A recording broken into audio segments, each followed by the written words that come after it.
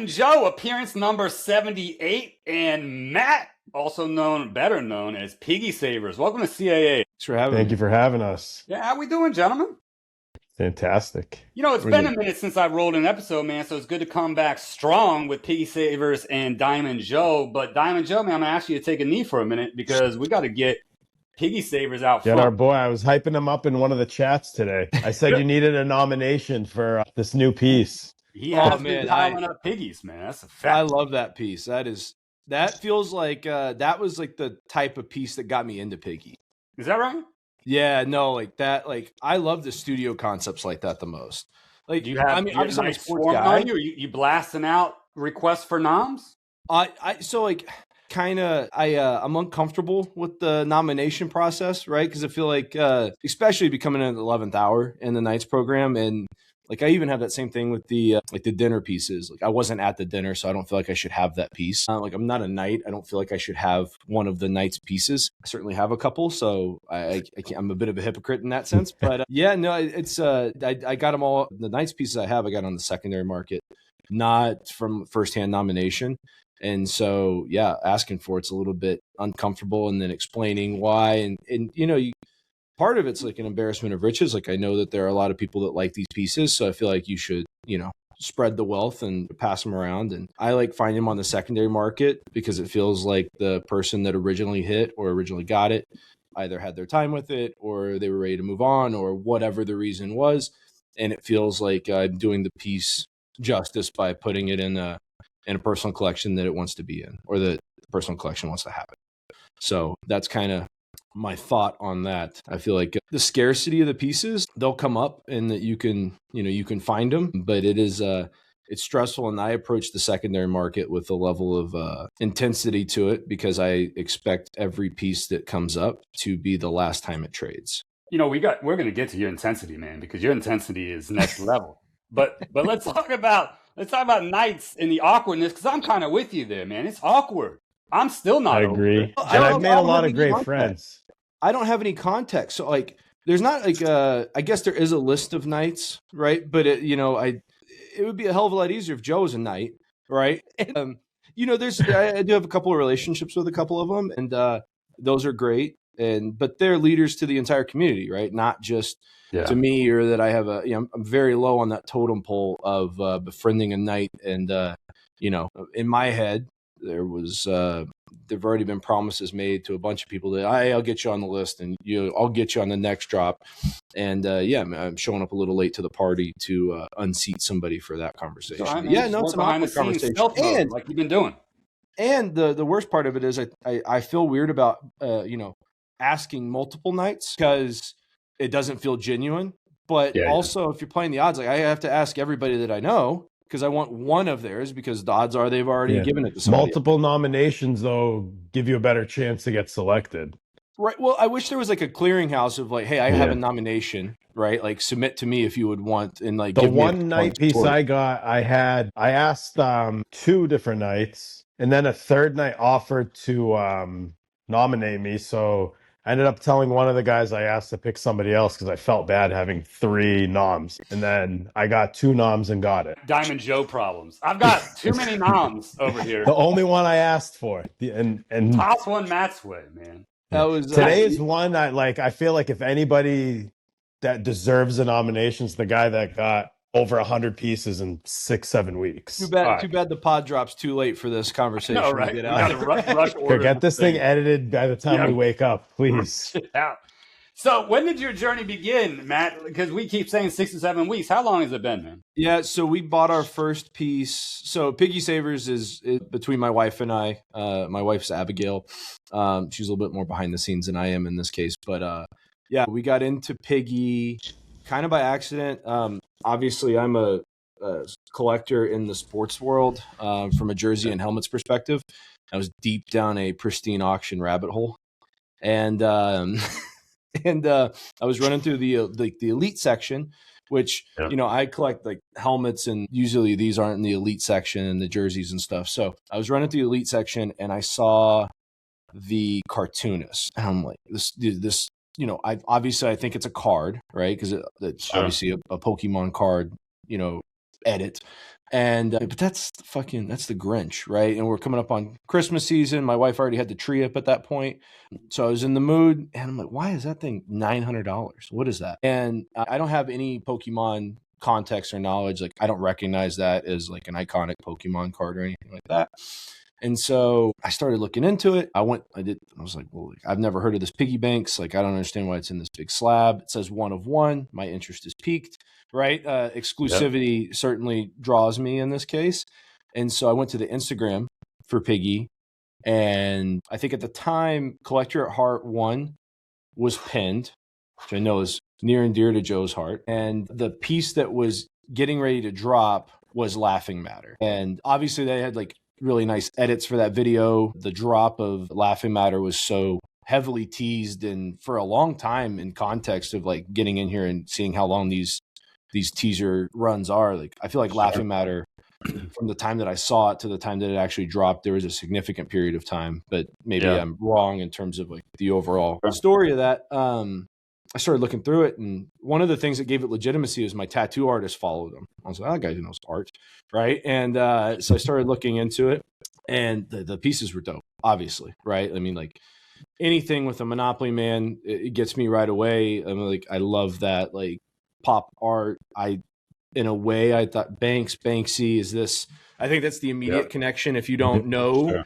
Sure. And it's like mini Banksies in my head, and I was like, oh. I get it. I'm in. Had no idea like the broader universe of Piggy, and so maybe I'm aging myself because I found I had to download Discord. I got on Discord's the fucking worst, dude. I almost didn't do it. I was like, surely I could do this without this. So I was like, I follow the Instagram. That's good enough, right? I got onto YouTube, and I couldn't find much. Right. I mean, like that's, I think, one of the big holes here is like when you're searching PiggyBanx, there's not a ton of material dedicated to just Piggy. And I couldn't find like a Piggy Studio, like official page. Sure. So I was like, oh, like maybe these are like one-offs. They're not like a big thing. Like I would have expected, like if I'm going to do research on something, I'm starting on YouTube. I'm a visual person. 100%. I want to see it. There were a couple unboxings and like a couple of trade show things. So I was like, okay, like maybe there's something here. And then I stumbled on Take It to the Banks. And I think that like new format for those guys started like a week prior. Sure. And so I started knocking out those podcasts, like the What is PiggyBanx episode, where they kind of tell the backstory of, he started with this Trevor Lawrence card. And that's the only time I've heard that story. So I wish that story was told more in like a more in-depth explanation, because that's how I explain PiggyBanx to other people, is like what's the concept behind the whole thing. And then I made it to the website, and I love like this like cool underground, you got to know somebody to get here, and you get into the like it was like the version of the website prior to the one that we have now, where like I'm like hovering over shit, and I'm like, am I missing something? Is something like hyperlinked that's like hidden? And like, what if I click on the Kobe jersey? Is it going to take me somewhere? Like I was just stabbing around at the website, clicking on things, filling out collector forms. I had no idea what I was doing. It was just like, it was like, what kind of piece do you like? Fill out everything you can. I like that. I like that. And I was just clicking the different things. I didn't realize I was telling the studio what lane I wanted to be in.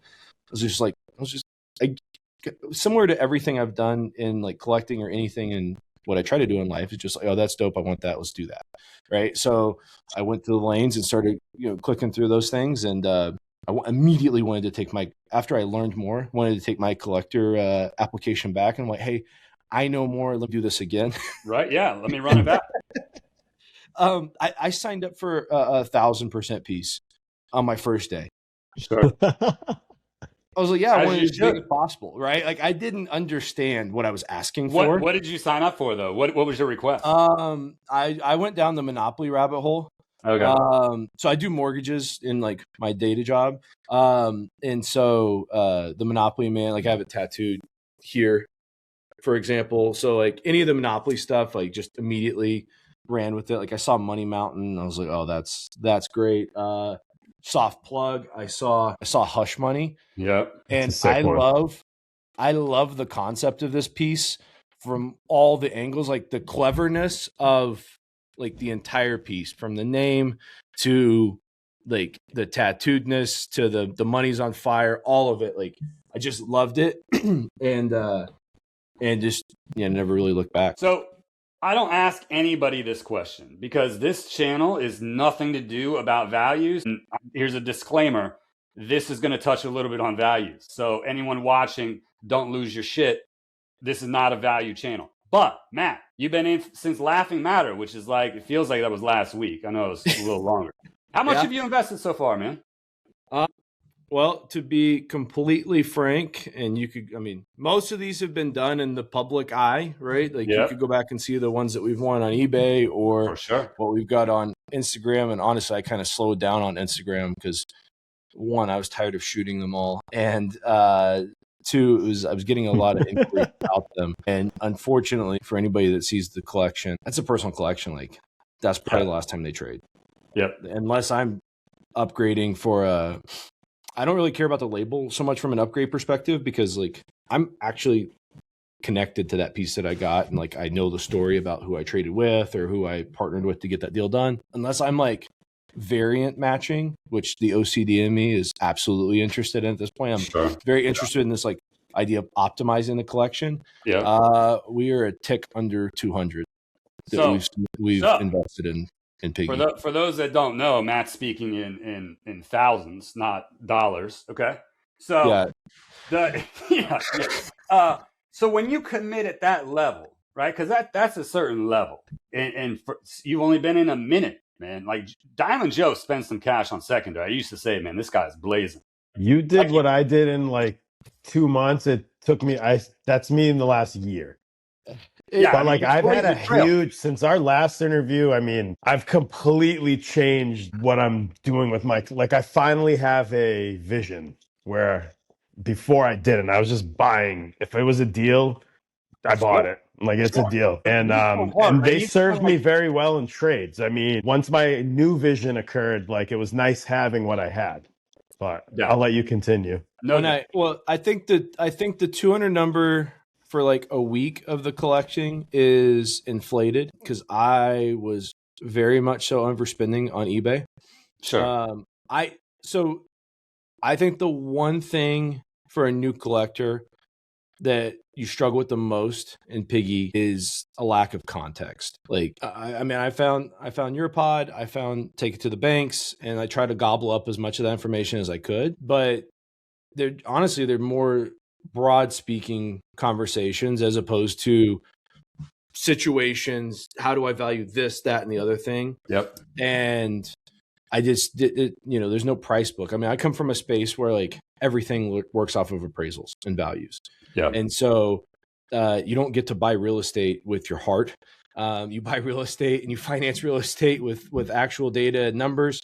And so at first I wanted to apply that. I spent hours going through the for sale channels in Discord and seeing what was out there, what was for trade, and hitting up, trade partners that were looking for trade and hey, I don't have any pieces to trade. I'm happy to part with cash. Is there something to be done here? If I can facilitate you into a better piece, great. I really like the piece that you have there. What I didn't understand was the actual scarcity of each piece. When I got into eBay, so when I was listening to the pod for Take It to the Banks, they said the best place to get in is on eBay. So I naturally went to eBay and there was maybe 15 pieces. And, in the day and a half that I had followed PiggyBanx on Instagram, there was no drops. I was like, this guy doesn't drop anything. I'm going to have to buy everything in a second. Even now with 2 a week, I'm still impatient. Let's get them going, huh? I almost stopped a meeting the other day to put in for the holiday drop. You had an hour.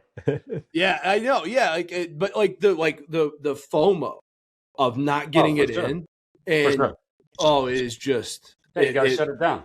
It drives me bananas. It's on my calendar. When I drop, when Laughing Matter came, obviously we knew when it was going to drop. I had it blocked on my calendar. Don't book anything. I just sat and refreshed and read on equal, it says calculating, making sure there's no scammers. And I watched that, 15 lines that they have for that, just scroll and scroll and cycle and cycle and cycle. I finally gave up and I'm like, I guess, they dropped them, hour and a half later or whatever. But yeah, I didn't have context. So, my first purchases, let's see here. Why are you looking up though? When you commit at the level you do, man, what are you buying into? You buying into the art, the community? Like you looking for legacy? Like what do you when you go that Okay, hard, what are you chasing? So my wife and I wanted to get into art collecting, whatever that means to us, right? There's not much that like this Nick Saban jersey or this Baker Mayfield jersey really does nothing for my wife. That's why it's at my office and not Shocking. at the house, right? Yeah. We went art collecting together at an art show here outside my office park, and we came home with like a 3-foot Victorian squirrel. So when she's allowed to do the art collecting, we come up with a rodent on our wall. Sure, you got and squirrels when I and do Jersey. it looks like Buffalo Wild Wings. So, Sure. we were trying to get into something. I used to joke, it's so funny now, like being an actual bona fide art collector. I used to joke whenever my previous job, I had to wear sleeves to like cover my tattooing for the company. And I used to tell clients, I'm like, oh yeah, my wife and I, we collect art. And they're like, really? Like, you're kind of young to collect art. Like, what kind of art do you collect? Like Picasso's? Like, I certainly didn't work a job where I was in the market for Picasso's, just to be clear. And I said, no, like tattoo art. And like, squirrel. Just like squirrel. Tattoo art and squirrel. They would just drain like, oh, okay, like that doesn't count. And I'm like, no, I really was collecting. What I didn't realize I was collecting the artist. Because when I go get tattooed, I want one from you. Like whatever you want to do, I'll canvas, go for it. That's what I want, right?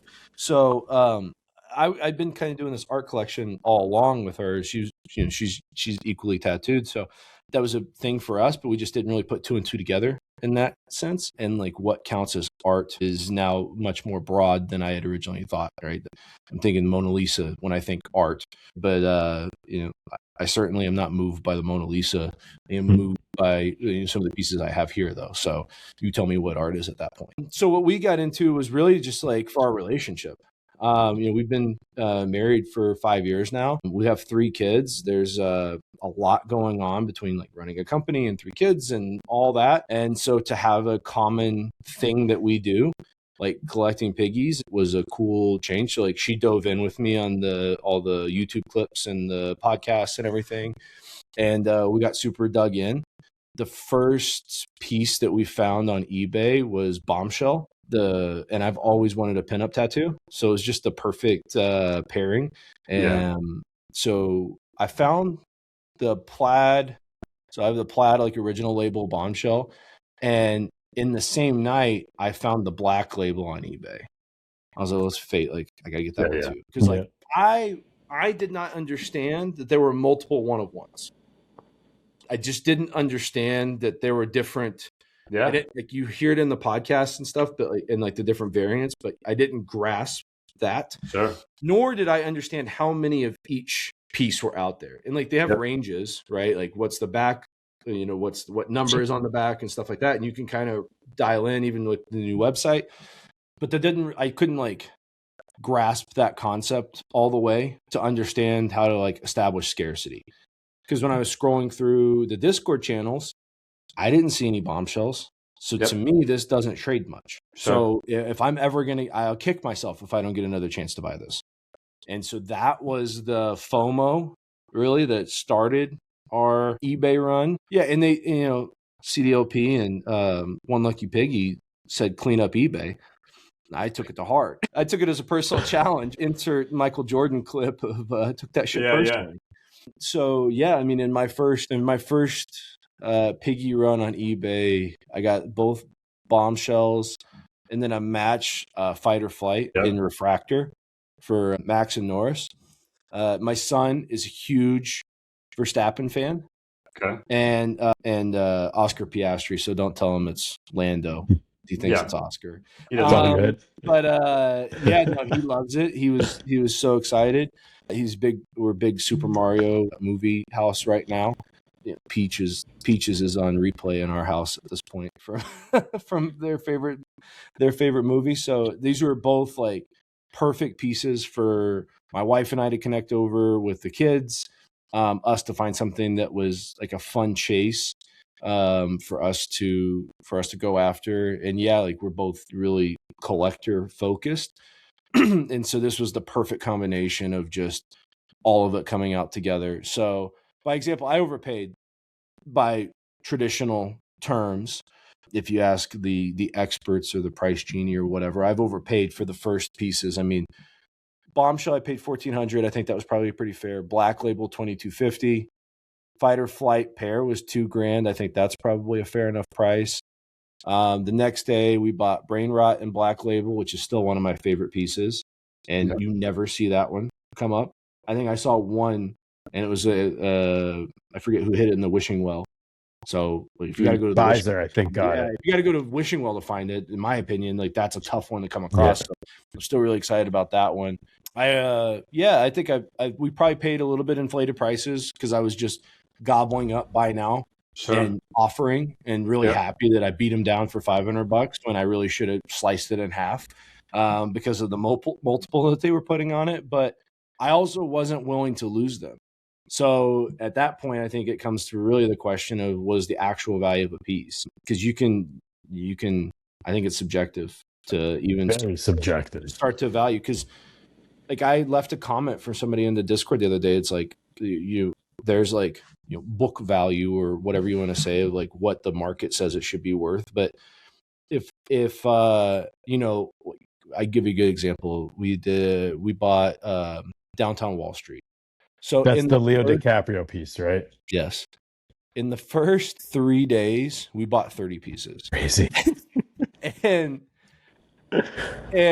we kind of like nickel and dime through them. And, like they're not cheap, obviously, but each individual piece, I wasn't tracking them all the way yet. So like collectively, I wasn't really understanding the damage. Like individually, I'm like, just scooping up. Let's do that. And it stacks up, obviously. But Downtown Wall Street, everything I'd seen was the Downtown series. It's an old set, hard to get a hold of like I still haven't seen a Downtown Gotham. Yep. There's certain ones you won't see. Right? I want that Joker piece so bad. But it's not out there. I haven't seen the Wolf of Wall Street piece. At that time, like Ludes was still pretty new. Yeah. And it seemed like you couldn't get it either. So I'm like, dude, like if this thing comes up, we got to go for it. It popped up on Facebook. My wife started messaging for it, and I was like, buy it. Like, I can't remember who I talked to. I talked to an OG that had reached out to me and like saw how active we were. Like I got kicked out of the Discord. In the first day, I got spammed. Dude, it's such a bad LOL. I got spammed by a dude that said he had a fucking owl guy. You guys remember? Oh, yeah, he messaged me. Dude, I got messaged from that. He had 30 collector at hearts. He had 30 collector at hearts. And he goes, hey, man, I see you making a splash. Like, I just want to give them to you. And the most fucked up part of it was because, like, I understood, like, the mysticism of the community and, like, everybody's talking about this community. I thought it was real. I thought it was this guy that had some connection or whatever. And, like all the pods talk about like, like Piggy Karma. I had saved like 40 pieces. And so this guy hits me up and he's like, hey, like I saw you were looking for a collector at heart. I have 30 of them. Because I didn't understand like how impossible to collect 30 of these fucking things. Of course. Yeah. I had just bought 30. Yeah. And so like it didn't make any sense. And I thought like, oh, this guy's like, he's gobbled them all up over this period of time. And like, isn't there the guy that has like all the one Pokemon? He has like 1 million of the same Pokemon card. He's like controlled the market on this like really worthless card. Sure. Same thing. I thought this guy had all of them and that he was just going to like Banksy style, like, let's just fuck the market up. So he was going to give them to me. And immediately. And it was like, I turned to my wife. I said like, hey, like there's no way this is like, I want this to be real so bad. He's just selling to me for like $750. And my wife, like the reason that we're 100 some odd pieces into it is she's all gas, no brakes and stuff like this too. And she's like, 750 is kind of a good gamble. Like, fuck it. Let's see what happens. Right? Like, you didn't send the money, did you? Thank God PayPal stopped me. Oh PayPal my God, dude. Wow. Hey, you tell me you said I saw what people are bidding for collector at Heart 4 or 3 right now.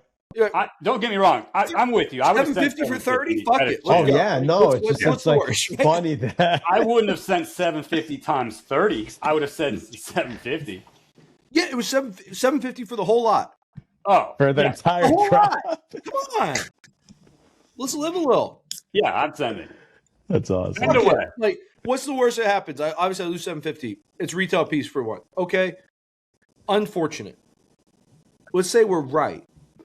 I now have 30 collector hearts. Yeah, you'd I be own the market on collector heart. Come on. That'd be epic. That'd be epic. So right now, so you acknowledge you might have overpaid, and some people may have allowed that to happen. That's the other side of the coin, but that's fine. Right now, though, you know more than obviously you did a few weeks ago. Do you have rules or guardrails at this point, man?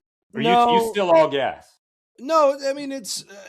I think for me, like there's like you kind of see like the common pieces that are out there, and like I've decided what I want because I feel like I've taken in so much Piggy media that I generally speaking know what was produced previously through like collections or like like all these like meetups. Like I pause the meetup video and then I look at the table. Sure. I go, I want that, I want that, I want that. And I like mentally remember the ones that I'm looking for. Yeah. Or like I've seen them in the chats or like they've previously traded or something along those lines. Yep. So my wish list is obviously thinning because we've been able to go out and find a lot of these on the market. So, I keep telling myself like, we've probably got like the bulk of what we're going to get. And I think that's true. We've got the bulk of like the older pieces.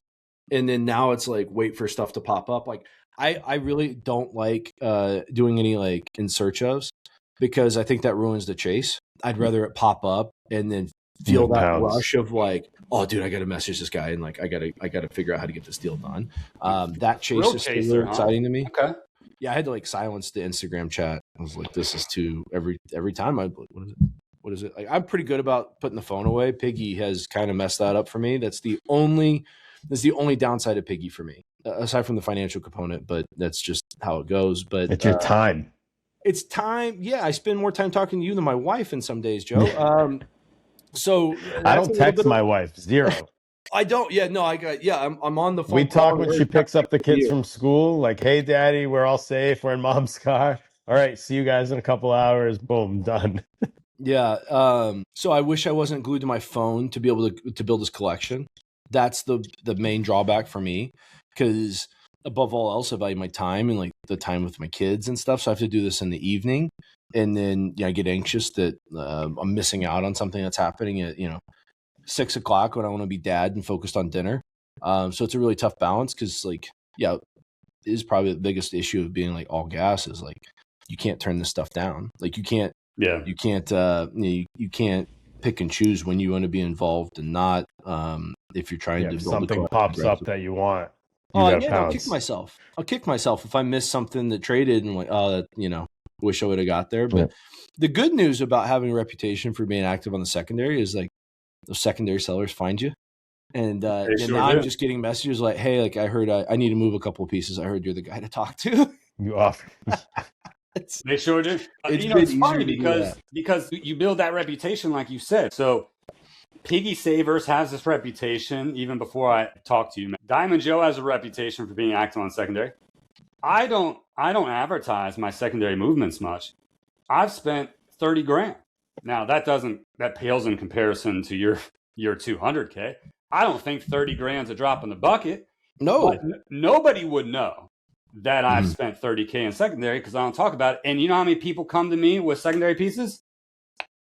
Zero. And I'm active. But to your point, there's something to be said for getting your name out there because then the pieces find you. It's pretty sweet. Yeah, I really tried to dive in as much as I could and talk to as many people as I could. And, like it's just like a basic business concept of activity, right? And it breeds results, whether they're good or bad. It's just activity gets you out there and in front of people. So, I mean, that was kind of the guiding principle and like network with as many people as I could, understand as much as I could and try to get differing opinions and different, I watched Farik, on the pod a lot and I didn't realize I was talking to him or buying from him. It didn't occur to me until I think the last one where I think you might have said his Instagram handle or something that's mean. And I'm like, oh, that's him. I messaged him immediately. It's like, like, I know what you look like, right? Like that's the other hard part about it is everybody uses like these these avatars. So you don't Everybody has an alias. Nobody, you don't know who the fuck anybody is. It's super annoying to manage 2 accounts. And then like communication happens on both fronts, and then Discord, and then the other Discord, and then I just recently deleted 90% off of my personal account. I moved everything to the like. I had people hit me up. Hey, did I do something? Like, are you mad at me? I'm like, no, man. I'm like, don't take it personal. Like, I can't. My personal page is just overwhelmed with PiggyBanx and other stuff, and it's like I'm like, I need it all in one spot because like I feel like an asshole. I miss a message, I answer back in like a week. It's like, because it's in 2 different places. I'm like, move it all to one spot. It's sloppy though, because I used to have a different Discord name than I had on Instagram, and you got to go through the process to clean it up. I don't know half the people don't even know who I am on Discord until I changed my name. Right. Well, I made the Discord. I don't even know your Discord name. Right. Yeah, I made the Discord before I made the Instagram. Exactly. Or like we had like a style of like saving things off of eBay.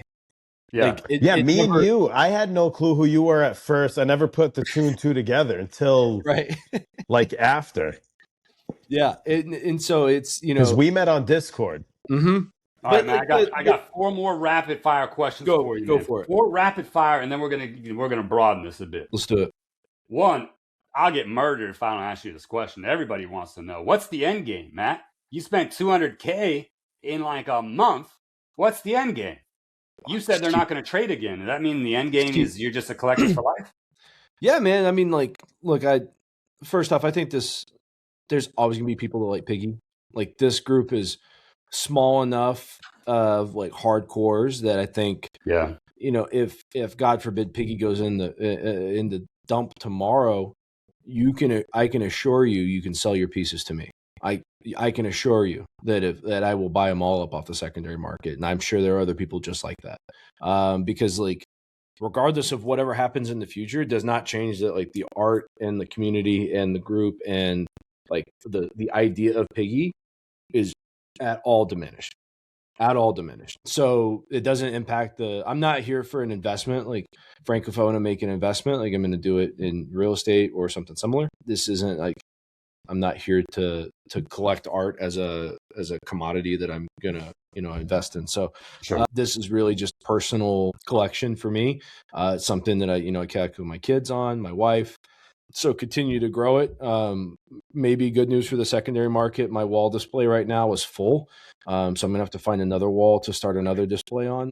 It is giving me pause on a couple of eBay auctions. I'm like, I got to find a new wall, and then we got to do this whole thing. So yeah, there's no Mayfield, man. I mean, Mayfield's got to go for my kids to have. Yeah. I mean, there's going to be a whole. I'm talking to guys that their kids are just as involved in it as mine, if not more. Like, there's going to be a second generation of kids that understand this and appreciate it. So everything I do is for my kids, whether it's the job, the family, the anything. So yeah, I can't imagine Atlas not having the Mario collection that I've amassed. So yeah, I mean, no end game. Just kind of aimlessly doing the next thing that we like, and that's collect the next piece that we love. Let's see if this applies to you, man. Every single 90% of collectors, I'll be careful with my words, since people rewatch my videos just to like misquote me. 90% of people I've met that are serious collectors have moments of doubt, no matter what it is. If it's football cards, if it's Picassos, if it's Rolexes, there's a moment of doubt that creeps in that they're like, if it's an investment. Mm-hmm. Or even if it's not an investment, I'm spending a ton of money for this to sit on my mantle for in perpetuity. Have you had a moment of hesitation? I mean, I wish I'd say no, but like there's other things in life that come up, and like we're in the process of looking for a house, and we're like, damn, like, we should have $200,000 extra, throw it at down payment, right? But people ask the same question of like, do you regret your tattooing? Like, yeah, some of it sucks, right? And it took up valuable space that I could do now, better things with better artists and whatnot. But it's just a timestamp, and so for me, no, I don't really regret. Like, in truth, I really don't regret it. There are some times where operationally it would be a little bit better if I had. Well, do I need both bombshells? And the collector in me says absolutely. The home buyer in me is like, well, we could have done without one of them. But no, man, there's not much regret. Okay, that's good. then on the flip side of that coin, how would you respond to people that say that's too much money for art pieces? That's their world, right? I mean, yeah, look, there's a lot of other things that a lot of people spend money on that I don't value personally. So it's all subjective. I can't imagine, it's tough to say. It's tough to say what's worth spending your money on or what's not. Like, one of the things that my wife and I try to focus on is experiences, and not material things, as we're obviously collecting a lot of material things, but it's really wrapped in the experience that we have of the actual, like, every day I get home and there's another box, like my son's immediately holding off to my leg. So I'm like, hey, like, let's open the piggy, let's open the piggy, let's open the piggy. And so that experience that we get there is what it's worth to me. So have I spent $200,000 on piggies? Yes. Have I spent $200,000 in experiences with my whole family about these piggies? Yes. And that, I think, pales in comparison to the $200,000. All right, Matt. So question, Matt. What do people outside PiggyBanx world misunderstand most about it now that you're on the inside, man? Because I learned so much once I was in. To your point, I did the same thing you did. When I first heard about PiggyBanx, I jumped on YouTube. I was like, there's nothing here. And of course, I thought, what a stupid idea for me to try to fill that gap. But there's nothing there. Yeah. And then once you're in it, you continue to learn. I'm still learning as you peeling back layers of Instagram. And then, like you said, the website and then Discord. And then you find these other private Instagram chats and the other ones. I'm still not in them. Joe tells me all the time. I can't tell you how many times he called me up. He's like, hey, did you see this in the chat? I'm like, what chat?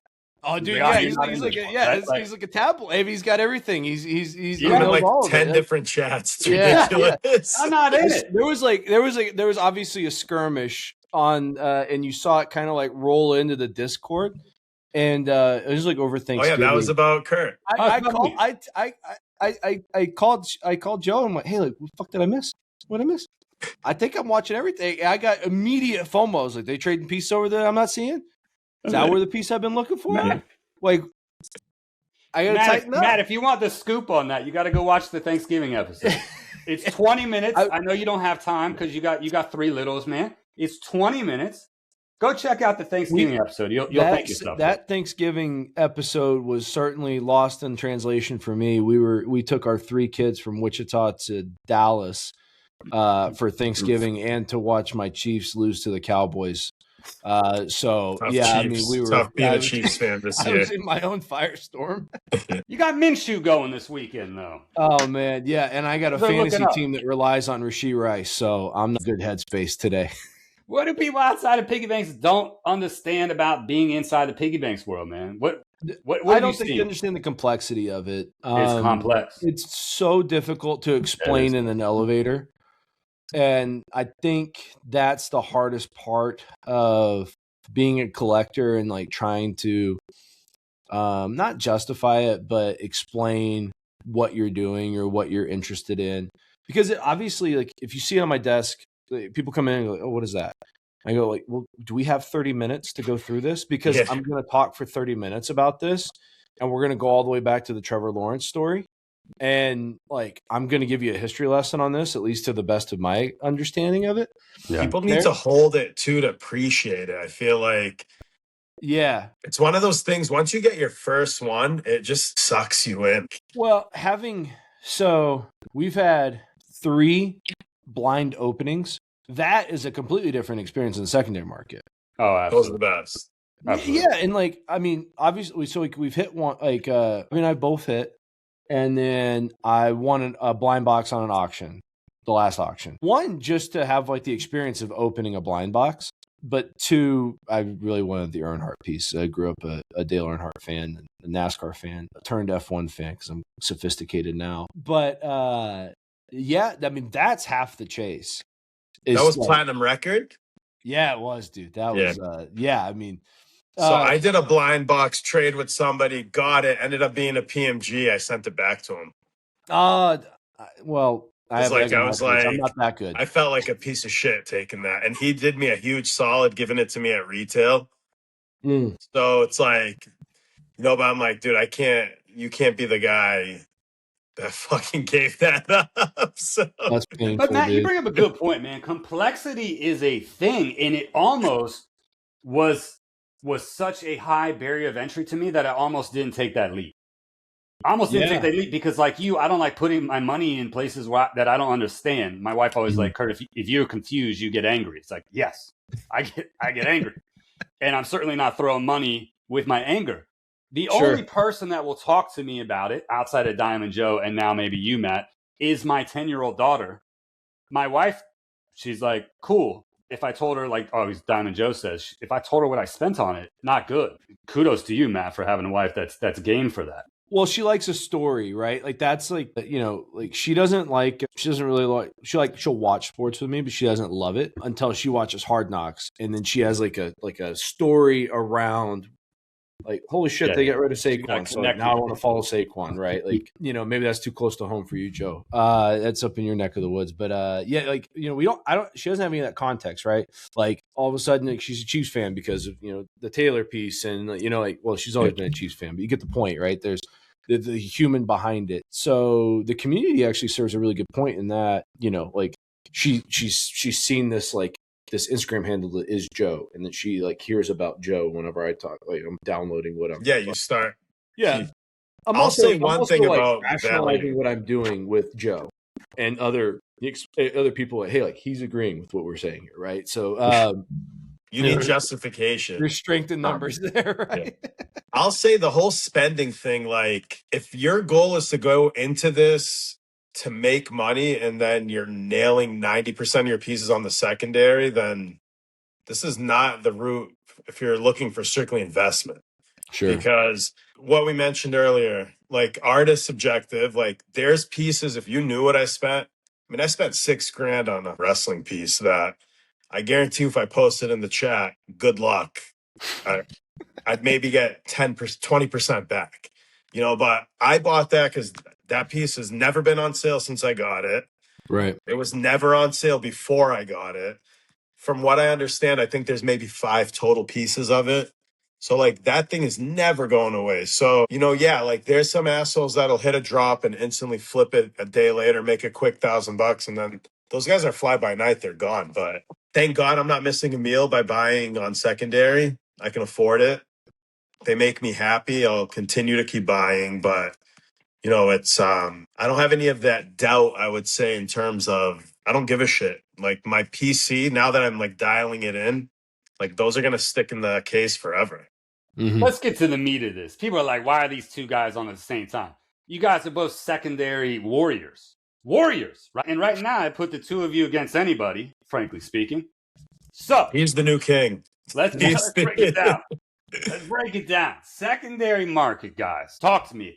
Is the secondary market healthy right now? In what aspect? So if you're a buyer, I think it's great for you. If you're trying to sell pieces, no bueno.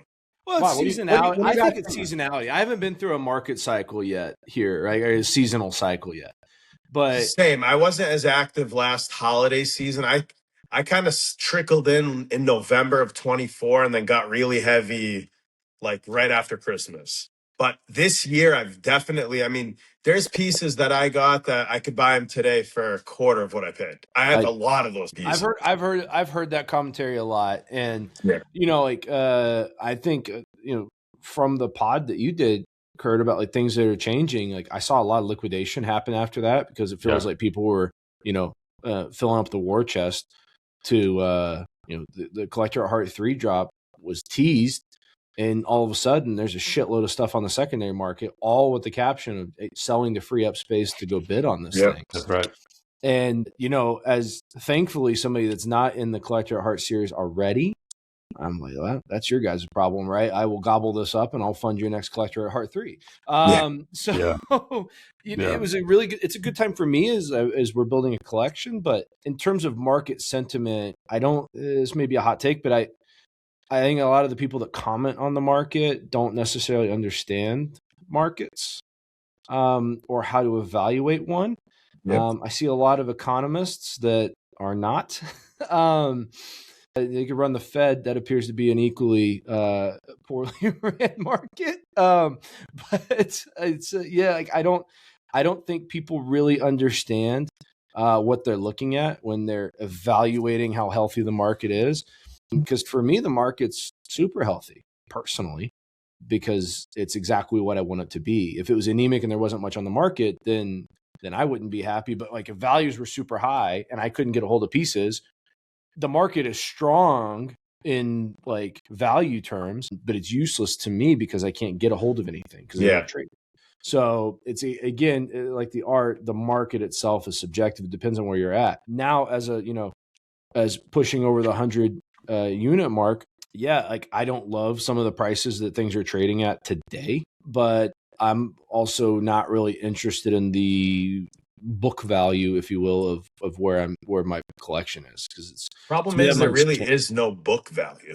Yeah, I mean, it's I don't know if that's a problem. Is it? I'm just saying, like, it's tough to like gauge a market value on these pieces other than a lot of like, there's a lot of like, as of late, I'd say the last like 3 months, you see a lot of the same pieces are selling. And I'd say that's a set value because they're all selling in that same number. But then there's old pieces you see pop up once in a blue moon that go for way high. Yeah, because there is a fan for that one piece that's out there that's willing to pay. Yeah. So you cannot establish values in a rational way in this market. And I think that's like the mystique of it. Like that's like the whole beauty of it, that like there is no real value to be assessed. It's what are you willing to pay for it, and that's really all that matters. Like it's all that matters. I have 2 points on this, Matt. I'm interested in your take and yours, Joe, even though I talk to you more often about some of these things. I've seen people show up at card shows and lay out PiggyBanx. No names. I'm not going to put them on blast. Lay out, like open up their jacket like a bunch of Rolexes, and here comes like 50 piggies onto the table. Yeah. And nobody knows what the hell they're looking at the card show. They're there to buy football, basketball, baseball cards. And then they see these piggies, and the mystique of it, the person selling it is, I'm not going to lie, they're kind of conning the people, and they're throwing random numbers out there. Like, that piece is $25,000, when really, the price genie would be like, that's $750, right? They're like $20,000. Right. I don't know what they're actually selling for, but they are using the mystique to their benefit. Now, I don't know if that's good or bad or whatever. That's point one. Point two is sell them higher. I'm happy. Sell them higher. You're happy. Point two is the op tempo that you talked about, Matt, where Piggy's releasing 2 a week, which might slow, might speed up. Who knows? I think it's probably going to slow down. But he's coming out. The art is improving. I don't know if anyone's going to dispute that. Like back in the day, if you go back to day one, PiggyBanx in a bedroom, to today, forget concepts. I'm not going to argue that the concepts are better. I don't know.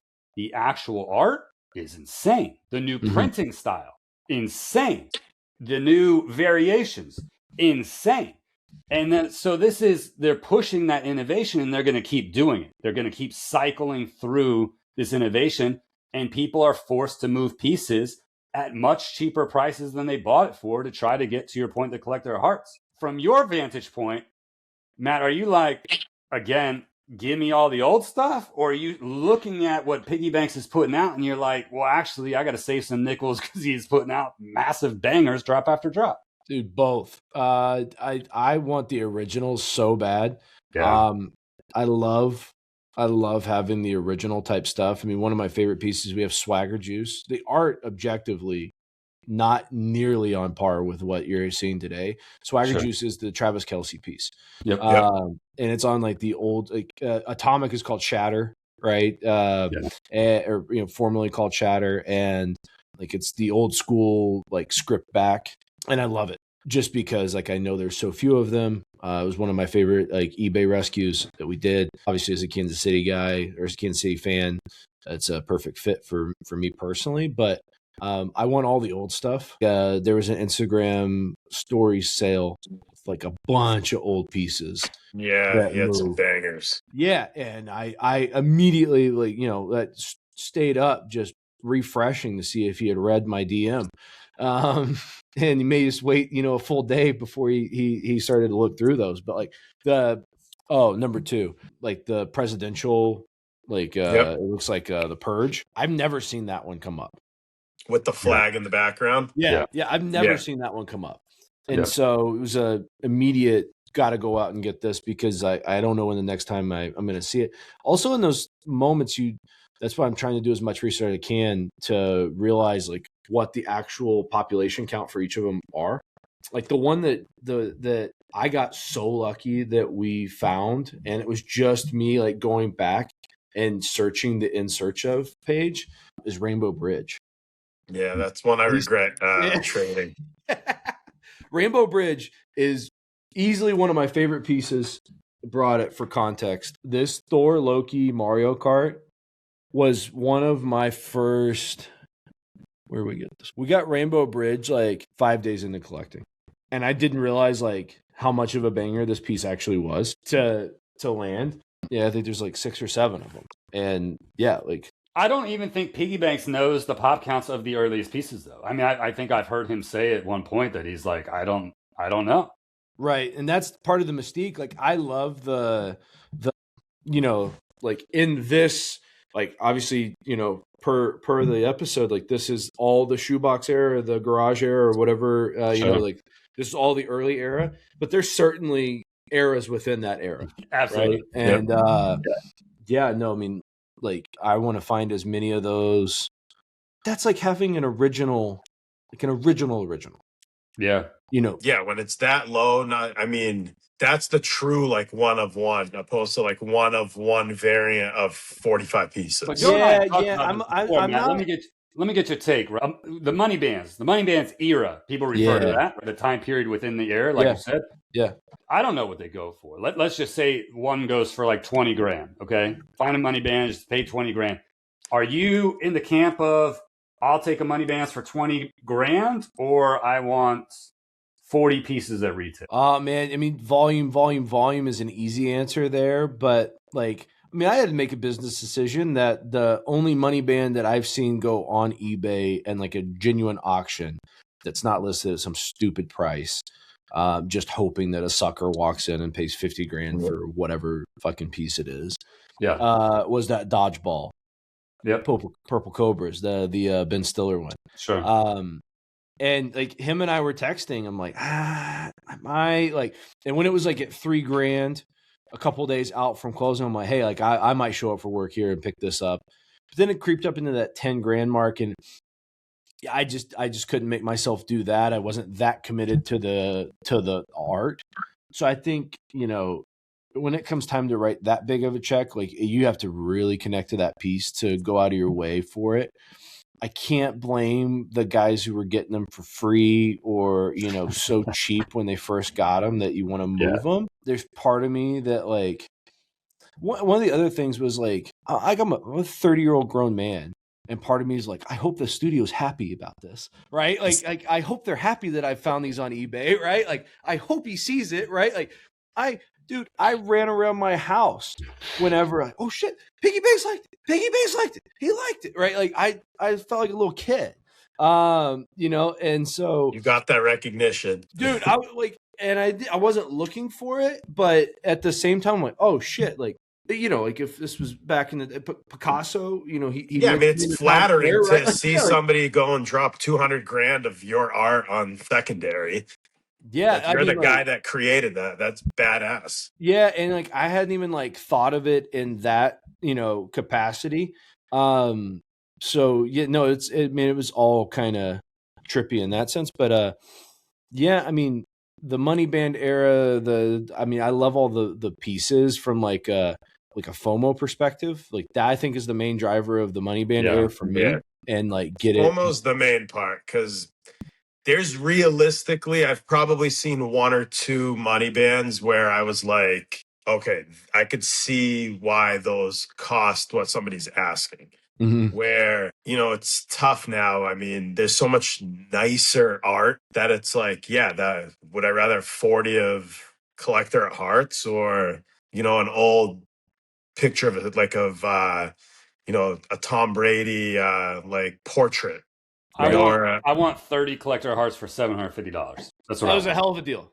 Now you got to pay $3 grand for it, baby. Forget the rest. So, Matt, you brought some pieces with you. I did. Now you've got 100 pieces, man. How many did you bring? I brought 10. 10. So they got to be bangers, man. Let's get right to it. Okay. Let's show me what you got. And almost Christmas time. I'm told this is a banger. I didn't realize it when I bought it. This is Atomic. Okay. Right. It's got that logo man. Logo man. I loved it. Like about this, like the art isn't wildly impressive. Sure. Right. Like, you know, I could get here with clip art at some level. Right. Yeah. And I like the concept of this. And like, why did you come up with Christmas? Why did you come up with like Santa as on the logo man? Like that's what I like about it. So yeah, like I brought that one just because it's Christmas time. Matt, so, if you didn't bring your banger Laughing Matter, I'm personally going to be disappointed. We'll see. If you don't show it on this camera, I'm going to be pissed. We'll see. Like I even asked the studio if like, hey, like, is this okay if I like put this out here? Like, I don't really want to put it out here because like I'm kind of embarrassed by it to have it. Like I feel like I don't deserve this, but also it deserves to be out there. Right. And that's like a tough balance. But you know, this one we got. But you do deserve it though. Don't say you don't deserve it. I get what you're saying, but like fuck anybody who doesn't think you deserve it, dude. You're putting in the like a lot of people want to talk and I haven't seen them buy shit in 8 months. And this needs to be squashed now. Here's the take. Okay. And nobody can dispute it. I don't care. People are gonna blow up my DMs and curse me in private chats. Here's the take. The studio can give pieces to whoever they want. How about that? Bingo. Anyone ever thought about that? The studio can do whatever they want with pieces. It doesn't need to be justified. Billy Bob doesn't need to do anything to earn it or deserve it. He could just be a random person that Piggy's like, I feel like giving that person a banger. 100%. Right? Yeah, no, I think that's the most frustrating thing here is like, I think a lot of people go into business for themselves and their opinions on this stuff. And you're missing, like, if you're rooting for Piggy, right, then let them do what the fuck they want. Right. And like the fairness or your perceived fairness of the drops or whatever is really none of the studio's business, nor is it their concern. And so, yeah, if they listen to it, they're in a worse spot. They just tune it out. Sure. Yeah, I'm kind of bummed I would be bummed if the studio started making decisions because the mob decided they didn't like what they did. Right. Absolutely. I'm a firm believer in dance with the one that brought you. And, you know, the studio built this into the beast that it is, doing it their way, right? Not necessarily listening to the crowd or listening to the crowd when they did and they applied it. But like, I still expect that the studio toggled how much they listened to it up and down.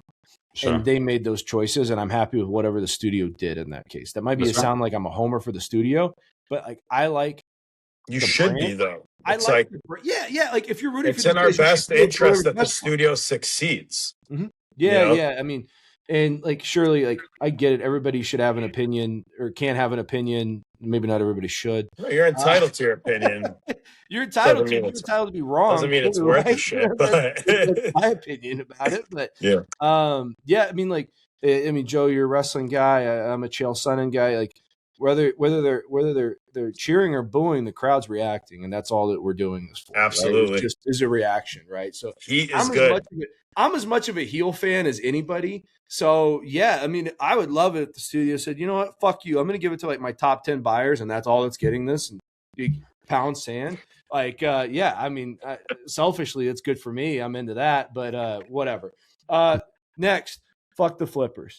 Okay, I didn't realize how pivotal this piece would be for us and like what we do in terms of like our go-to-market strategy to buy these. But I love the concept on that. I didn't realize it was such a loaded thing. I started digging into that more, and then I got into it. So, and I'm also historically not a twill guy, but this does really well on this one. Kurt's a huge twill guy. Twill, I mean, nobody's a more blank than my canvas. Yeah, cryptic canvas cryptic. We did Rainbow Bridge. It's in gritty. It was great. You know, the only way this moves is like a variant trade, but even then, like I'm not tied to the variant. Like part of me wanted to be like, oh, I just want to go after all atomics, right? And I had like that like cryptor mindset for a second, and then I realized that's so hard to do. Well, yeah, it's crazy, and then I also realized like, well, like atomic doesn't work on every piece. No, it doesn't. You know, and so like, I started trying to like optimize the piece that I was getting for the variant that it had. What else here? We did Hush Money. I love this one. This is my third Hush Money. I have the green label, and now I have the matching platinum. I got this on eBay, and I was getting tattooed by my tattoo artist, who actually was the one that followed Piggy and had heard of him and did all and got me like some legitimacy behind Piggy when I started collecting, like I mentioned earlier. And he tattooed the Monopoly guy on me. If anybody's like a tattoo fan or watch Ink Master, my artist is DJ Tamby, out in Vegas. So like world renowned guy. Wild to realize that he now hosts a show or judges on a show that's hosted by Good Charlotte's lead singer. So like the Piggy connection is super strong there. Kind of all like full circle, but I tipped him my original Hush Money. I think I had it in like titanium or hollow. I had it in hollow. And I tipped that to him because he always talks about the Monopoly man he did for me. And you know, he's obviously tattooed. That's a perfect piece for him. And so yeah, like that's it's my new favorite gift to give in Piggy. So this drops after Christmas. I can tell you that my father-in-law is getting 2 pieces because he's a big Star Wars guy. I'm not a Star Wars guy, so I don't have to collect that in my PC. So I'm okay with those going the opposite direction. So yeah, I guess it's dropping after Christmas now that you said that. That's for sure. He won't find it in time. That's fine. He's got plenty of other things to take care of. Be looking at PAA on YouTube. First. Oh no, he will. Now that I got him that first piece that I ever bought was this bombshell. I love the concept. I mean, obviously the pinup from a tattooing perspective was like the big thing for me. I have a very similar bullet bill, not flexible enough, like a similar tattoo to a bullet bill. So like this was great. And then the black label is a perfect pair to this. So like the only reason that I could never really trade these because they were my first pieces. I'm too, sentimental about that. Sure. But now I just want to variant match a bunch of stuff to celebrate. I wonder if you'll ever get to the epiphany that I got. What was that? Because I was like you. I just bought. And if I didn't trade away what I've traded, I'd have like probably 140, 150 pieces. And I was able to use that real estate to get into fewer, bigger pieces. But I'm down to like 60. Now I know what routes I'm following. Like I'm past the just, this is a great deal, cool random piece. Like it's got to fit my collection. Yeah, well, the crazy thing is, like, I'm a sports guy. I don't have many sports pieces. Yeah, so, like, you got to get it, like, for me, the Crowns, King of the City, I'm chasing those. I mean, the Crowns. City. Luckily, like, we don't have any professional sports here in Wichita, so I don't have a big tie to anything. So I'm not like Shohei doesn't do anything for me. I'm not from LA. Like, it doesn't do anything for me. To celebrate 100 pieces, I put a search out on Discord, like, hey, like I'm looking for, something to commemorate that. And full circle, I found a matched pair of Art Collector and Fractal, regular and black label. I love this piece. I think like this general motif with the cartoon characters and like that pop art is definitely my favorite piece of component of Piggy. So this was just a perfect way to commemorate 100 pieces. I think the big bone that I would pick with the Piggy community, and we've been talking about value, and we've been talking about the art, and I cannot square up all those comments that I see in the community with a lack of interest in the 400s. It doesn't make any fucking sense to me. If you people are sleeping. If you like the art, then you must have the 400s. I didn't believe them. Like my wife didn't want to get into 400s because she saw it as a different like lane. And she's like, oh, then we have a different thing. But then like companion sets came, and I'm like, oh, well, like, yeah, if it's out there, like, we're gonna go out and find that. So I got into the 400s game. First one that he's making you wait for it, Kurt. First one, I know. He knows what he's doing. He's like, let's skip over. We got was our first studio hit. I put in for the companion set. Oh, wait, maybe. I put in for the companion set. That turned me on to 400. And to my point about if you like the art, then the 400 is the only way to see the art. And then I could say that about the thousands, right? But let's just assume that the thousands aren't attainable for anybody. The only way to appreciate separation anxiety, oh, that's sick, is in the 400. It's gross. Like it took an OG telling me that this is a piece. Like I noticed this, and he goes, that's a piece, right? Yeah. Like I think One Lucky Piggy told me that, and I'm like, nope, didn't know that. Now I need that piece, right? And like that's just how this is gone for me. But this was an eBay rescue. So the 5 400s we've gotten in different ways. I think they really show how working the secondary market can get you, the collection that you want. So we love the comic book component of everything. This Venom is phenomenal. And then it gives you the opportunity to actually see like the piece that's hidden within the piece. You can't see that as well on the 100% version. You just can't. Banks Objectively, account, you can't see it. The interview I did with Banks account, Nav, he has that original piece. Yeah. The Spider-Man. I hadn't seen it before. It looks amazing. I'm sure. Amazing. I think he said he wanted 1,000 in it. Like it's stunning. It's a stunning piece. This, like, I also feel like, Venom is like obviously a made up character, but like Venom is you can feel him, right? Like, what he feels like and you've never touched him. But like, I feel like that is completely captured on this 400. Like the 100 detail on that is crazy. Dude, you can see it. You can see everything. So let's talk value since it's always shunned on, but we're running. What did you pay for that set? So we won this on eBay. And I'll tell you what I paid for my set. Oh, back in February, March. You have this? I have Black Label. I'll in the 400?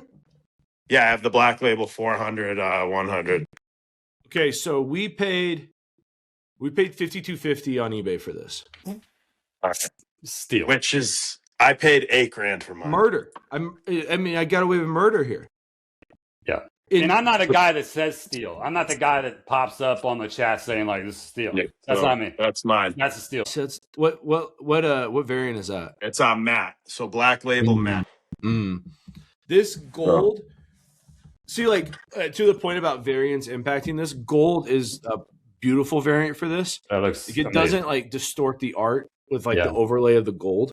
Yep. So yeah, this so that gold piece is funny because that dude listed it in our groups for like from the day he hit. He was asking like $10,000, literally since like beginning of the year, and then just would always list it for some crazy number, and then finally, like right before you bought it, he listed it again in the chat and was like, "If this doesn't sell, I'm gonna send it back to what's the buyback machine?" Yeah. So I was like, dude, I'll buy it from you for retail. And then another big collector, I won't mention him in case he doesn't want to be mentioned, but he's chasing the gold. So I was like, I would have just split this, you know what I mean? But then the guy suddenly went blank and it showed up on eBay and he sold it. He probably ended up getting retail for it after fees, I would assume. It's unfortunate that you know who that is because I have the Black Label gold as well. And I can assure you those are locked into the personal collection. Yeah. So that's a wrap. Oh, yeah. That's a wrap. Totally get it. I mean, like, there's part of me that feels bad about that because, like, of how much enjoyment I get out of this. Yeah. That, like, oh, well, no one's ever going to get to experience that. But listen, you're entitled. I mean, I have a set that isn't matched, and like I know I'll never be able to swap the 100 for it because that collector has all the 100s matching in one variant. So like, who the fuck am I to be like, screw this guy? He won't split now his matched full ass set, so I could have a matching companion set. Right. But my OCD has slowly gone away from the matchy. Like I can live with it. No, it's ramping up for me. I have too many sets that are just not matched. So that's straight eBay purchase. It's true to the name of Piggy Savers. I think one of the big things about like getting in the community, letting people know who you are, like building meaningful relationships. This next piece is a multi time zone transaction that took place. If I'm not mistaken, he is on the opposite side of the globe. The actual version of the piece that I wanted used to set on the other side of the camera that we're on today, and it is Spider-Man here. So this is actually Joe's. I think it was Atomic that He had Atomic. That's what I have now. Yeah. So I asked Joe, I was like, hey, like, help me understand the value because I really like this piece. I don't know how to value these. It was like one of the first 400s I was getting into, and I was trying to figure it all out. I said, like, I haven't seen Spider-Man trade much. Again, from a 400 perspective, you cannot see the detail that's in this piece in the 100 the same way. Sure. Not even close. It's not even debatable. And for me, I feel like I got the better of that trade, and maybe Joe knows that too. And he was just really cool to me about finding the piece that made more sense for me. I love them both, and I'm a big Atomic fan, but like you have the gold. I knew you had gold and Venom, so I was like, you kind of have to have Platinum and Spider-Man. Yeah, it was just like a perfect pairing for me. So like, that's maybe not an optimal trade for Joe, but because of a relationship, he was willing to help me out for that. And I think we only get that done by building a relationship and a connection there. But this piece is phenomenal. And that set, by the way, didn't come together. Like, so I owned a 100% glass that came up for sale by itself. So I snagged it because I always want, like, that was one of my, there's a few drops that I went after and that I missed. And then I was like, I always wished I went for the set because I felt like I would have probably had a better chance hitting. Yeah. And so after I got the 400, he led me to who had the 100, and that collector was a sweetheart and just no questions asked swapped me my glass for that Platinum. That's awesome. And then that's how that became a full set. That's awesome. So like, I love that's the one thing that I think, like, if you're not meticulously like logging how you like and keeping notes on these the way I do, like that chain of custody, I really like the chain of custody. I like knowing that this piece, was here and was there, and like, not because I want to see who flipped it and like what it traded at or any of that shit. Like, it's not a gotcha. I just like to know that this thing went from New Hampshire to Kansas, and if it was in New Hampshire, it was here or there. Like, I like that story of it. Yeah.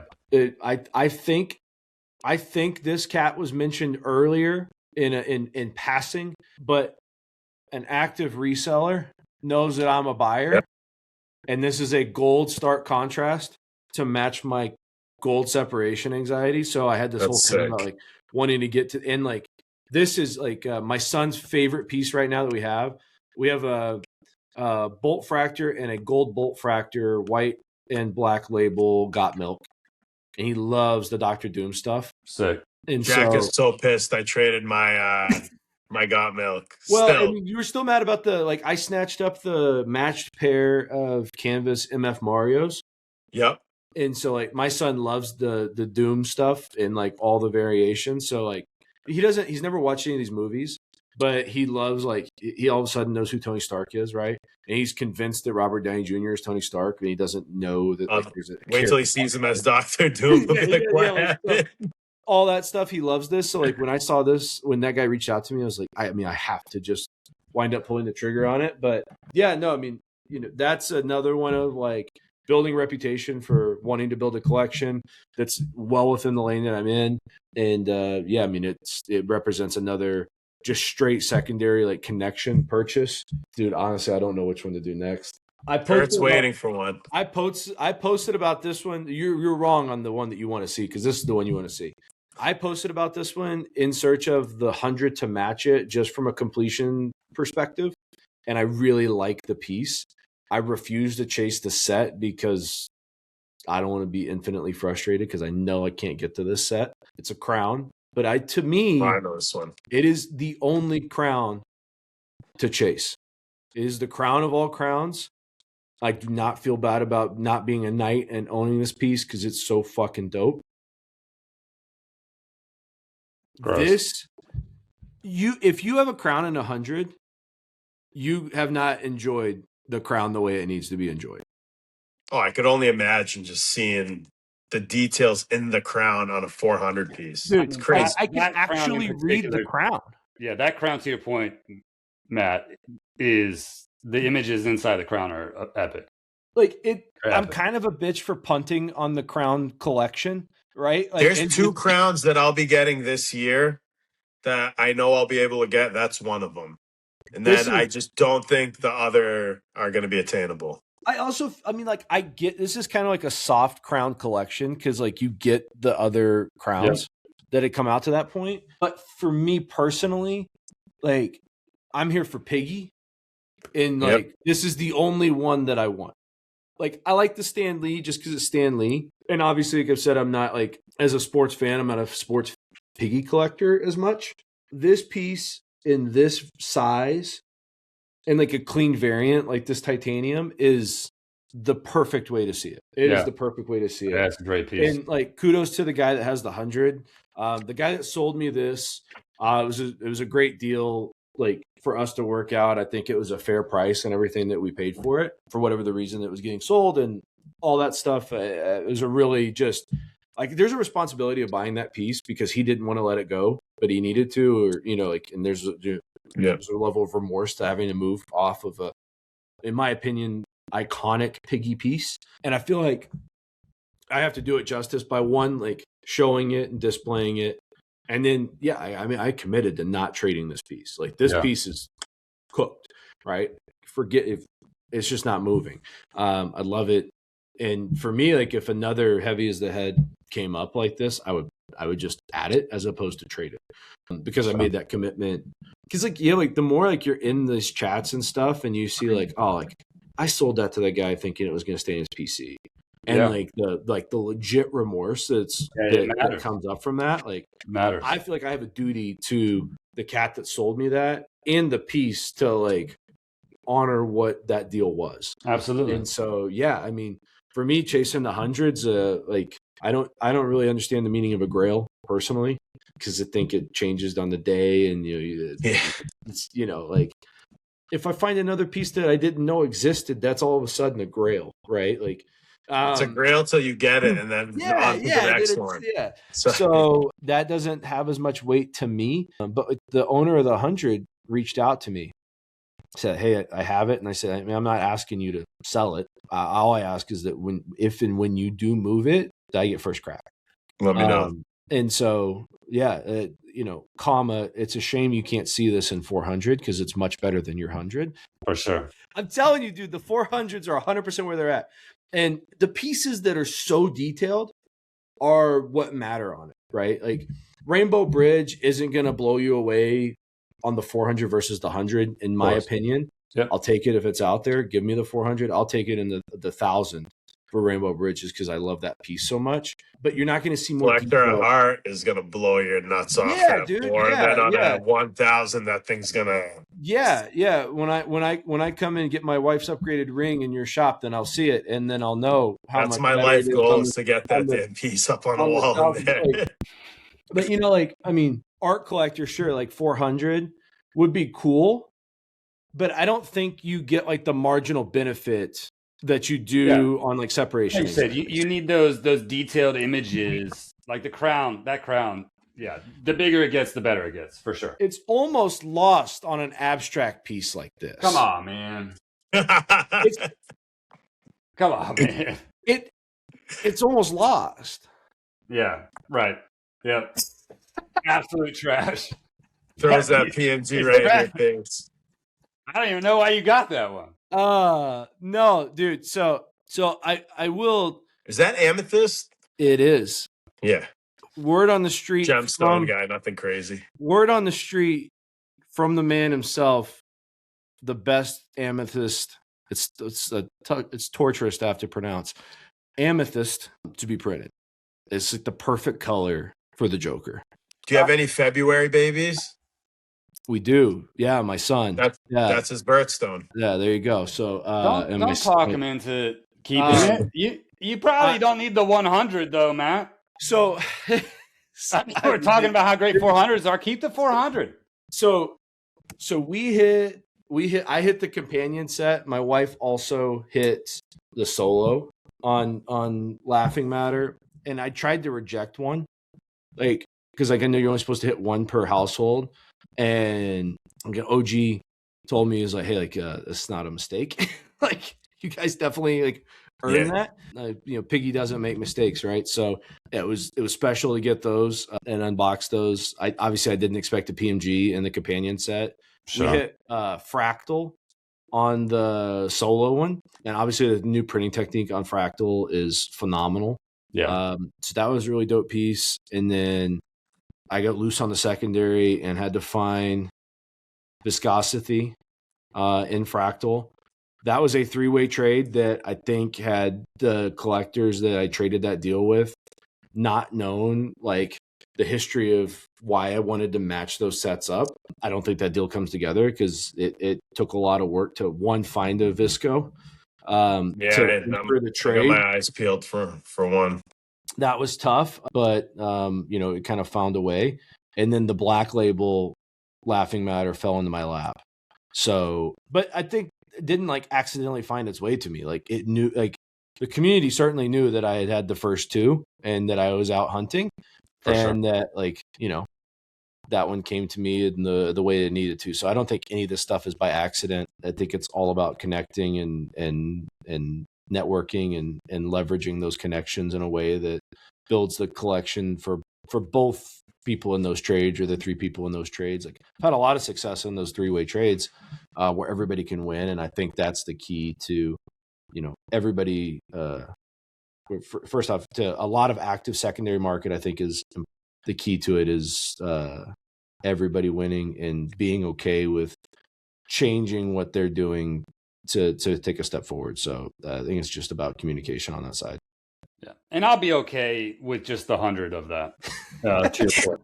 I will. Okay, so 2 things that like we have to talk about with Joe. First off, we were talking about the art getting better. Fuck that, dude. I want the bad art. I went out of my way to buy the 6-finger boy from Joe. Oh yeah, the Heroes Kurosawa. Yeah, he's like, hey, it's got this extra finger. I said, dude, I want it because of that. Like, that's just one of the very few misprints or mistakes. So like, I love that. I just wish it was on mini diamond personally, because like that's just snakeskin. I guess at the time, I just didn't love that piece. Yeah, that's one of the old variants that just is like, if the image is printed on top of the variant, it's chef's kiss. But when it's on some of these pieces, are just too much detail, that gets hit. You lose it, but you can certainly still see that extra finger, and that's exactly what I liked about that piece. And my son loves it, and it just so happened that Pristine had the villain Kurosawa come up, and so I went after that one to get a set there. So that's that. Now I will, obviously, we just unveiled that Laughing Matter PMG, but I would go down the rabbit hole of saying that I think PMGs are grossly overrated. We've discussed this at length. Here's the thing. If the studio's going to bless me with one, thank you. But there's literally nothing rare about it. It's just another variant. Now, it's just another variant. To the point, though.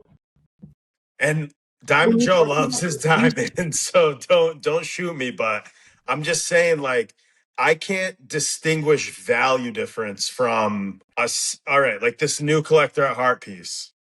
Personally, and I'm praying to the Piggy gods because I'm collecting it in Angel Dust. I think the blue Angel Dust Collector at Heart 3 is the nicest piece out of every single variant they showed. My opinion. But like, to me, that is just as valuable as the guys who bid double what I bid to get the specialty variants. Well, I mean, I think it all depends. So, I mean, in theory, I agree with you, Matt. In reality, like Diamond, that particular PMG, I think would look epic on 99% of pieces. If you take Sapphire, no, it's not going to look great on every piece. In some, it's going to look stunning.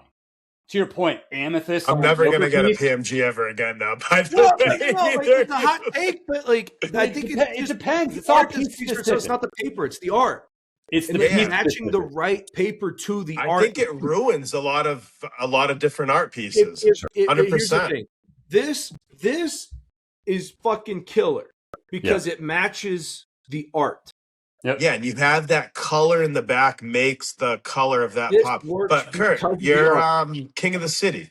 Put this shit on Sherbert, miss me. I don't want it. Not anywhere near this, right? Like it doesn't have sure. anything to do with this piece, right? For like sure. give me Angel Dust over Sherbert in this all day, right? So Kurt's Ruby looks like from where I'm looking at it, just the rectangular red. Because Noah? There's not enough contrast on the piece. It just like depends. I can see the silhouette of your 1 and your 3. Which, or by is the that way, 2 I or know we've 3's been in the clowning middle? on canvas. This is canvas, and it's clean as shit. Yeah, and sometimes canvas is dope too. Yeah, I mean, looks amazing. I really, call me Cryptor, but I really like it in some cases. I love Cryptor. He's a sweetheart, by the way. Yeah, once I realized he was French, it explained so much for me. I was off to the races with him after that. But yeah, it's all about the art. It's not about the paper. People got so tied up on this what paper. PiggyBanx did on the last drop, Collector Art 3. I know you didn't go for it, Matt, but it's to see all the different variations on that particular piece because they are piece specific. Mm-hmm. If you just said you want amethyst, it's like, well, if it's on Laughing Matter, absolutely. If it's on Jerry Rice, King of the City 3, no, I don't want that in amethyst. Like, no. So just to diverge a little off of this, what's your thoughts on the Dutch auction, Matt? So as a secondary, just curious to get somebody who's as a big secondary user, I was pretty concerned about it, especially with like the commentary from Kurt and Farik and Sam is that this is going to eliminate a lot of the trading that's going to happen because they're going to go to PCs that people want to buy into or that want to pay for them up front and like they want to go for it. I don't think people were bidding the way they would have actually, like if it was nut cutting time, they had to cut that check for $22,500 or whatever the top bid on the Piece Unique ones were. I think there's a lot of assumptions in an auction like that everybody's a rational buyer. We did not have rational bidders in that auction. I think there was also, you scroll, if you take the time to scroll down to the 200th bid or whatever the final bid was on the other ones, like, what are we bidding $200 for, guys? Like, I mean, there's retail $750 at a minimum. I think 500 was the limit. Was it? Okay. It was, it might as well have been 200, right? Like it was, that just shows me that's exciting to me because I'm guessing those are new collectors that don't know the market and that they don't have any context of like an OG is not bidding 500 or even 1,000 in that case as a flyer, like in case I hit. I know that everybody's going to go high. So the bids are also misleading though, aren't they, Matt and Joe? Because I know for a fact there are multiple people that didn't bid. Like I went for regular, and everyone knows I was the 31st highest bidder at this point. Okay, dude, I was like right. I had to have been right next to you. I think you were right after him or a second after him. I was 2750. 2777. Yeah, I mean, like, and like I was like, well, like, kind of nice that I was pretty close to like what the market wanted for it. Like I felt good about that, like feedback that I had a pretty good beat on it, but. Yeah, it still kind of pissed me off that I missed it, but I think it went for. It went for 28.86. Yeah, I'm saying I think it went for less than what I think it would still go for on secondary. Yeah, and so I still think there's going to be action on the secondary market, especially after reviewing the bids that were in there. So I hit the first drop, so I got Collector at Heart 1 at retail. Collector at Heart 2, I did not hit. I ended up I bought one piece for $3,000 and then my matching variant came up available. I also bought that for $3,000 and then passed my other one away for $3,000. And then I know Collector at Heart 1, man, people looking for that. Good luck trying to find that thing under $5,000. But here's why I'm gonna slightly. I didn't want to go too detailed in the interview with Farik and Sam about secondary action. What's going to keep the secondary market alive, to your point, Matt, is I bid 2777, and I have the first two pieces of that set. Like I want that effing set. I need that set, but that was my limit because there's 30 variations, and there were 10 I didn't want. Right? Yeah, we went through them one by one. That said, When I say I don't want them, it's all relative. I want them, but I would prefer the other 20 more.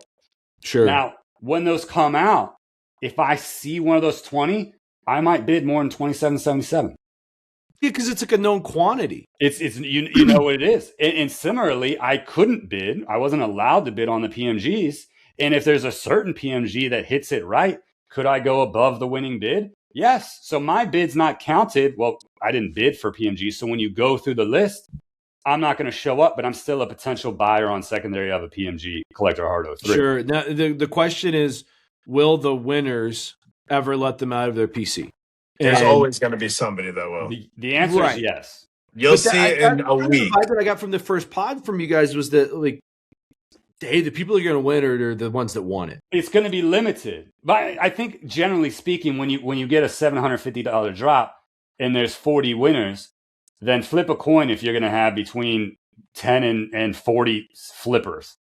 This is just going to reduce that number dramatically. Yeah, you won't see 10 pieces available. 5 pieces on secondary from the regular? Yeah, I do. Yeah, so, I mean, I like the idea of buying what you know, or knowing what you're buying on the secondary market. And, yeah, like, they will come up. Like, it's not like a super OG piece has five in the population. And I think patience wins the day here, because are you going to get a Collector Art 03 in the next 2 weeks? Probably not. You know, maybe if one of those people gets a variation they don't like and they're looking. My best advice on secondary is, if you miss a drop, be patient, because there's so many pieces that right? There's pieces that I bought for like 5-6x drop price, like the week of after. Mm-hmm. And then like a month and a half, 2 months later, they're like $1,500. Well, it's just like anything. When football cards and the flawless product releases, the case goes for 20 grand. Yeah. And then a year later, well, it depends the class, it's probably less. A year from now, you got to make a judgment of whether Collector Heart's going to be up or down in the market, and whether you just need it tomorrow. Obviously, if you need it tomorrow, it's going to cost you a couple more nickels. Yeah, I think Collector Heart, hot take, in 5-6 years, this is the set we're going to be talking about PiggyBanx. It's so difficult. I mean, every day, though, they come out with new just think there's so, it has staying power. It is an iconic set. Banger after banger, but this is like, you kidding me? Rolex, Porsche, Patek. You know, there's going to be probably Ferrari in the future. If he sticks to the whole watch thing, you're going to see AP in the future. There's like so much potential for fucking. Mm-hmm. Yeah, but if he goes that route, he could. My point is, I guess there's no limits to other sets that he could. I think you like it because he's latched on to certain brands. There's only I'm a jeweler, so I'm like sucked into the watches. There's only 8 million brands. If he goes that route and does. I don't know. He can do anything. I guess my point is there's not a lot of pieces where you and I talked about, Joe, where he's tagged that particular brand and said, hey, you should use this as your advertisement. This is sort of a way that they're leaning. And if they do that and they go, again, they could go handbags. We talked about before, Louis Vuitton, and they could go something else. They go shoes, and they could do Nike, and they could do Adidas. And if they make the play is, I'm going to start tagging these and making pieces like it, I don't know. The set has lasting power. I don't think all of its sets do. That one certainly does. So, I mean, for me, I don't have a Rolex. If they drop a Grand Seiko tomorrow or a tag, I'm here, right? I guess I'm a hipster in that capacity. But hey, Grand Seiko's a phenomenal watch. I do like the pieces. I like the concept. I love the theory behind it. But what I really value and I think has the most staying power is like the Piggy, like the true Piggy concepts, right? And I think a lot of people call them studio concepts. I don't really know what group that I would loop that all in, but the Pigs dispensers, those kinds of the Knights dropped today. Yeah. I think that to me is like when I came in, like iconic Piggy for me. And so I think those are timeless characters. They're timeless things that stick. And I love the Easter eggs. And I think they're such good callbacks. Like the Mecha Knight is phenomenal. That thing is so sick. From like a culmination perspective, I'm really just like confused why it's not the last one, to be honest. Yeah, for that sure. seems like the perfect crescendo Yeah. I would have flipped the 2 drops. I'm not Piggy, but like, yeah. I think there's one remember, more. though, he's tailoring the drops to the particular night that's scheduled to get the alpha. Oh, okay. See, I don't have all that context on Yeah. Okay, So, that like, makes if sense. I never answered the question, by the way, on the whole the Dutch auction. So I've thought about it a lot. I didn't know if I love it. I didn't know if I hate it. I think I love it for the simple fact on these big pieces. My reasoning behind it is I'm the guy that's going to go chase it on secondary anyway. And it's going to stay in my PC. I'm collecting the whole collection. On these certain drops where you're going to have a lot of people bitch and complain because they missed, and I'm a guy that missed Collector Art Heart too, because I got hooked up with a Ronaldo crown and they, I think, dropped back to back. So like, fuck, I can't like, and I think there's King of the City, like the 3 sets that I'm collecting, they all drop back to back to back, and I'm glad I got the drop that I got, because that would have cost me, I think, way more on secondary.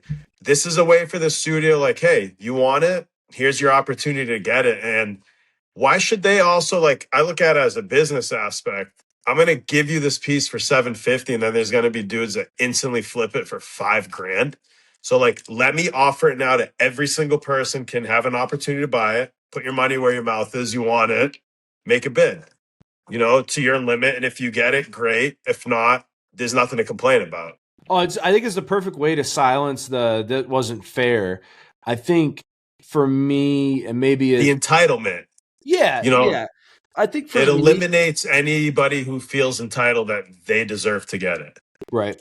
I think the thing that I really like about Piggy, though, is like the rush, like maybe the chance of hitting. So like, I thought that was going to be lost in the auction. Auction took too long. I mean, we're not going to see that on every piece. Wait for 3 days, right? Like it was too, like, I can understand like why you'd leave it open for as long as you would and whatnot, but I hate. Dude, that was brutal for me because I put my bid in 5 minutes in. Right? I have too little of attention span for that. Yeah. So I struggled on that front, but that's really it. There was still a level of excitement of like, when are they going to drop? When's it going to close? When are we going to announce? So like, but I love that feeling of holding your breath from the time that you enter a drop to the time that you find out if you got that email, yay or nay, right? I think I broke news to you that you hit, right, Joe? Yeah, I had no idea. You had your tab up and you sent it. You're like, oh, did you get it? And then you sent me what it went for. I'm like, where the fuck's he seeing this? And then so I had no idea. I was like waiting all day. Like I texted Kurt. I immediately sent him that screenshot. I'm like, dude, it's in. Unfortunately, I'm kind of bummed that I didn't give you like the traditional experience of like finding out that you hid. But yeah, the mystique didn't go away with the auction, which I was concerned would. So I think that was good to keep that piece of it. But yeah, no, I love the luck component of just hitting randomly. And I only know the equal era. So like, I don't know what I can't relate to DMing Piggy and going like, yo, I love it. Like, send it to me, right? Or invoice me or whatever whatever. I have a couple pieces from that. My Brady crown was a DM. Yeah, my issue is, man, is I slept for like that first 6 months.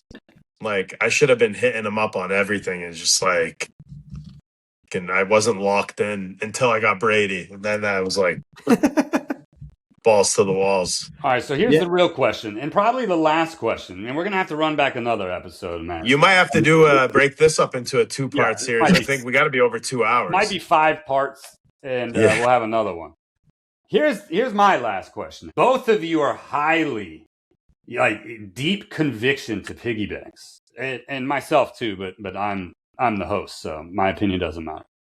Both of you, deep conviction. What would have to happen for your conviction to change? Joe, you've been around longer. We'll start with you, man. What would you see that you'd be like, oh shit? I mean, literally, for me to just not want to collect PiggyBanx, he'd have to like fucking murder somebody tomorrow morning, and then it's like, oh, artist in California kills 10 people. No, I'll say one thing. There was a point where I feel like the community itself was a little draining. There's a small group of negativity that you just honestly have to ignore the noise because it can suck you in and then it pisses you off. So once you ignore that noise out of it, you realize 99% of everybody is friggin' amazing. But in terms of from the studio, I mean, there's nothing that shows me there's any reason for me to worry on my end from them. Like, I'm excited for what's coming up this year. Matt, what do you think? Yeah, I'm excited, but I'm cautiously excited. In listening to the last couple of pods from you, Kurt, I really don't want to see the studio bend the knee to the crowd. I don't think they're doing a good that. That Thankfully, would turn me off. That would turn me off, right? Like if the studio all of a sudden did something different out of character and started to go away from what makes Piggy, that would bum me out. It certainly has nothing to do with the profitability of Piggy for me. Like I want them to be as make that money, baby. Solid as forever. I mean, obviously, I'm willing to pay excessive amounts of capital for the pieces, so it's not a value proposition for me that I'm mad that they're now charging $2,000 a drop or whatever. Sure. Don't get me wrong, like I do have a level of disappointment for the people that price is out, but it is the market. It is what it is in some capacity. So I do like the community being broader and more accessible. I think to your point, sorry to cut you off, I don't worry about the studio bending the knee because there's a lot of old collectors that are pissed at the studio for not bending the knee to them because they're not happy to see guys like us in this space buying up like crazy and then hitting drops that they miss because we got them, and guys like me, you, or Kurt getting that PMG because they were there day one. Sure. And I don't see the studio bending a knee to them because there's that grouping that's pissed that they honestly haven't. Sure. Things have changed. And I hope that's the case, right? I just don't have enough context to like personally say that. So it's comforting to hear that from you who's been around. And, I have, obviously the utmost faith. I mean, I'm investing as much as I possibly can into it. And the just spirit of like spending the money, but I'm not necessarily as an investment itself. So I'm betting on Piggy and want to see Piggy, to the moon. But I think that's the only thing that would bum me out, man, is if the studio stopped being the studio. I'm here for the studio. I'm not here for the art. Yeah. I'm here for the art. I'm not here for the medium. Obviously, you have a bunch of other stuff that you talk about here on this pod, like WEGs, and I only see that just because it pops up on eBay, right? Because they have to still tag PiggyBanx to get in the search algorithm because nobody's looking up an artist. That's right? so annoying. Yeah, like I had to ask Joe. I was like, who the hell's this Piggy Spanx? He'll be commenting, that fucking clown. All these guys. I had no idea because it doesn't. Like, I don't come from that world. So I don't edit that out. Edit that.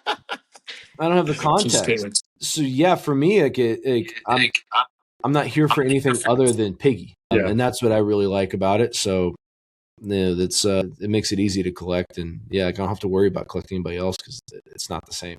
It's not that I like the medium per se. Because I like the artist and what he does. You like this particular artist. Yeah, and I like the mantra of the studio and the style. Like that underground club that they are is what I really like about it in that vibe. So yeah, if the studio stopped doing that, then I would be bummed. Like I understand it has to grow and evolve and business changes over time. But as long as the studio continues to be the studio, then I'm here for it. I think you're going to be here for a long time then. I have zero concerns over that one. Diamond Joe, Piggy Savers, appreciate you coming out today. We've officially hit the 2-hour mark, so it's probably time to shut it down. But we will have both of you back, guaranteed. Like I said, Joe's already been here 78 times. Matt, man, we got to talk more. We got to talk more. On and off the air. So this is great, man. I appreciate you having us on. Good. Yeah. Any final thoughts from the two of you? No. Send me the grails that you're sitting on. I'll find them in your DMs. Right, anybody out there? You got something? Let's talk. Let's talk, man. Laughing Matter what? Move me to the top of the list for Collector at Heart 1000, please, studio. That would look so beautiful in my jewelry store. All right, gentlemen. We'll talk soon. Appreciate it. Thanks, man. So.